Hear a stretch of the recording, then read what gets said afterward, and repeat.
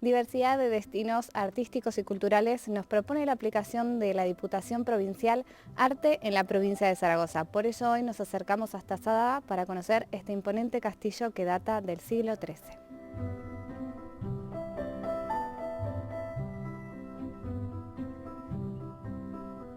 Como les decíamos, hoy nos trasladamos a Sádaba, localidad perteneciente a la comarca de las Cinco Villas y ubicada a 100 kilómetros de la capital aragonesa. En ella podemos disfrutar de un paseo más que interesante en el que nos sorprenderá un amplio legado artístico monumental. Nos adentramos en su castillo, destino turístico por excelencia del municipio, y lo hacemos de la misma manera que probablemente entonces lo harían aquellos que decidían atacar el edificio. Así, esta puerta de entrada estrecha, a medida que accedemos al interior, contaba con varios puntos de defensa con el objetivo de impedir que el castillo fuese asaltado. Por estos espacios los caballeros les arrojaban flechas, bolas de fuego e incluso aceite caliente.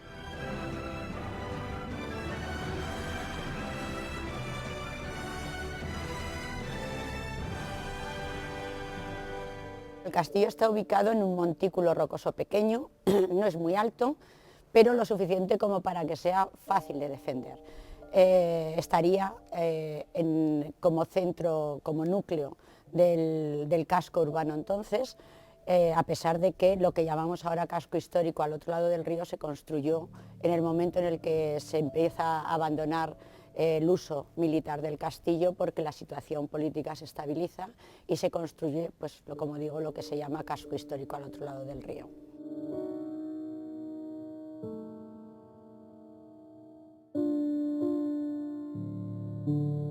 Sabemos que en este lugar Alfonso I el Batallador en 1125 firmó un documento donde les daba la libertad a los habitantes del Valle de Hecho.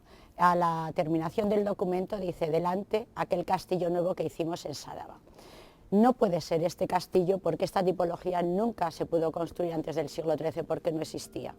Por lo tanto, debimos tener un castillo anterior, supuestamente de una torre y amurallamiento como otros que hay en la zona. Es en 1221 cuando Sancho VII el Fuerte, el rey de Navarra, procede militarmente contra Sádaba, ganando aquella batalla. Sádaba entonces forma parte del Reino de Navarra y manda a construir esta fortaleza novedosa en su tipología en aquel momento, conocida con el nombre de Felipe Augusto.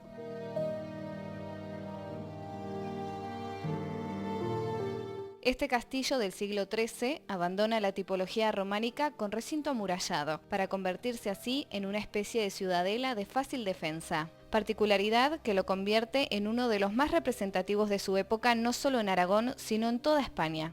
Bueno, el castillo se construye en un inicio con una tipología y con un estilo muy sobrio, un estilo cisterciense muy sobrio, muy austero. No hay que olvidar que es un castillo militar y que no requiere de decoraciones. Tiene que ser sólido y fácil de defender, pero no especialmente decorativo. Bueno, también en el paso, en lo que les cuesta construir el castillo, se construye también en un estilo románico y acaban con un gótico. Por eso hay veces que en algunos libros, en algunos documentos, se habla del castillo de Sádaba como un castillo gótico, en otros como un castillo cisterciense y en otros como un castillo románico.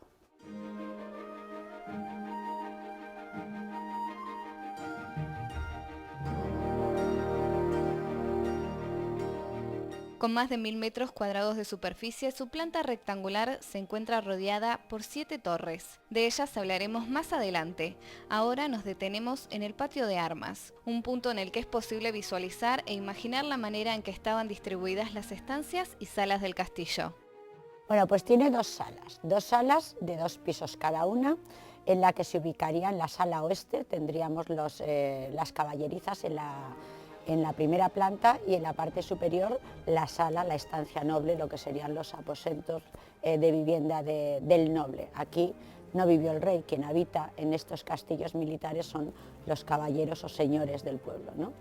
En la sala norte, también de 2 alturas cada una, encontramos las despensas para guardar alimentos. También hay que tener en cuenta que por la posibilidad de los asedios había que tener grandes reservas de agua y de alimentos, por eso las despensas para guardar alimentos, las cocinas, y en la parte superior estaría el refectorio, el comedor. Y también en la sala, bueno, en el muro sureste se encuentra la capilla. La capilla está muy bien conservada, es donde aparece ya el gótico, pues porque es la última construcción que se hizo en el castillo.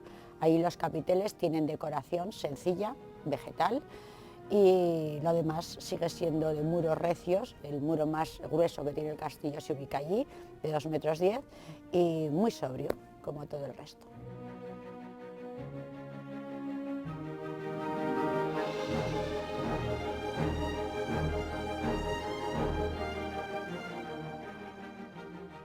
Y ahora volvemos al patio de armas, probablemente el espacio más transitado en época de conflictos. En este encontramos un gran aljibe, pozo que servía entonces para abastecer a los caballeros y señores que residían en la fortaleza. Lo que sin duda sorprende es su gran capacidad. Aún quedan más detalles por descubrir en los muros que dan vida a esta edificación. Si prestamos atención, las marcas sobre los sillares nos aportan datos curiosos. Bueno, pues durante el románico es conocido, en todos los edificios se marcaba en los sillares con un signo, una señal, que es conocida como marca de cantero. Esa marca de cantero servía para identificar el trabajo que cada persona, cada cantero había hecho y después pagarle. De esa manera no había contratos de trabajo y bueno, sabían lo que habían trabajado y les pagaban.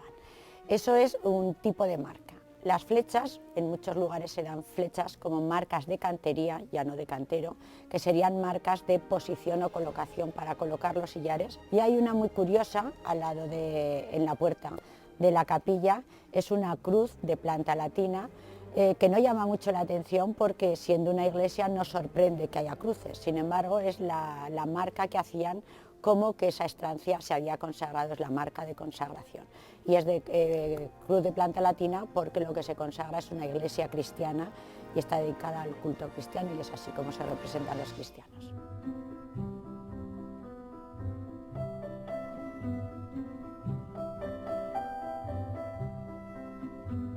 ¿Les apetece recorrer algunas estancias más del castillo? Pues lo haremos antes de que Mercedes nos acerque más detalles acerca de las torres.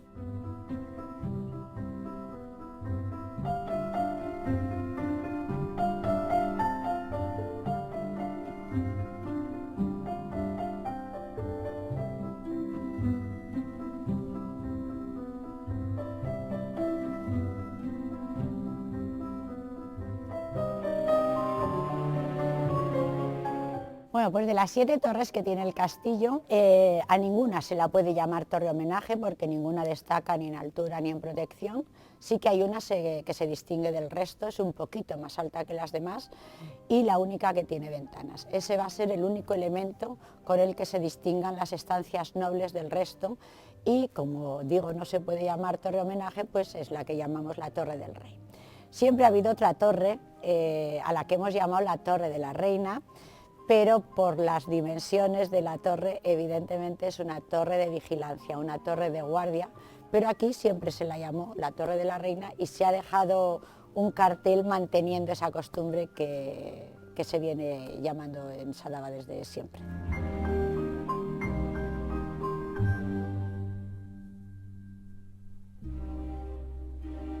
El castillo de Sádaba sirvió de defensa durante casi 100 años, siendo abandonado en el siglo XV.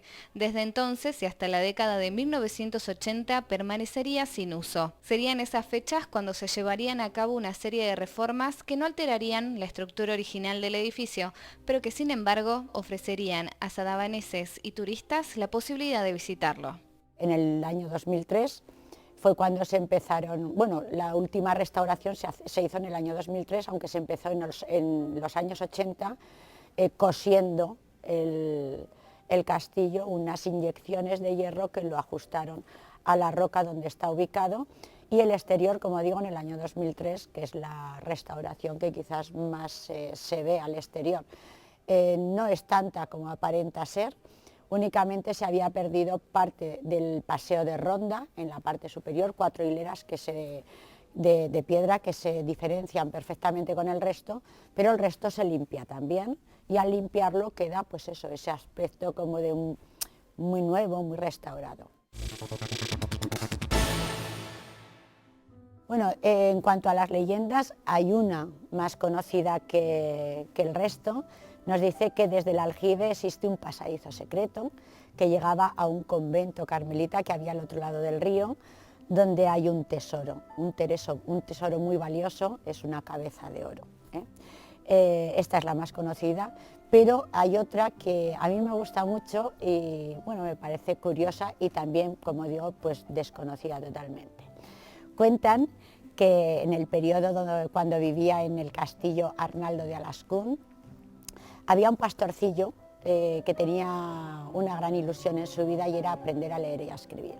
Nadie en su condición social podía hacerlo y un buen día iban cabalgando en un caballo, un caballero y una dama. Tropezó el caballo en una piedra, salieron los dos saltando por los aires y el pastorcillo llegó a punto a recoger a la dama que iba a dar su cabeza contra una piedra, ¿no?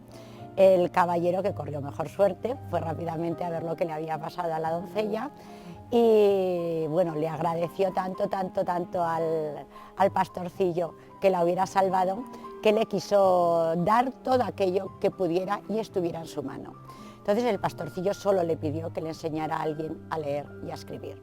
Al día siguiente se persona en el castillo y para su sorpresa el caballero y la dama no eran más que los señores, el señor de Sadaba y su esposa.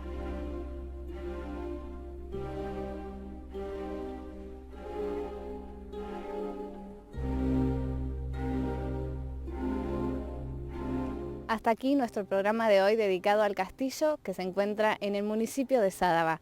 Nos volvemos a encontrar el próximo miércoles, pero antes les dejamos con las noticias más destacadas de la Diputación Provincial de Zaragoza. Hasta el próximo capítulo de Conecta con la Provincia.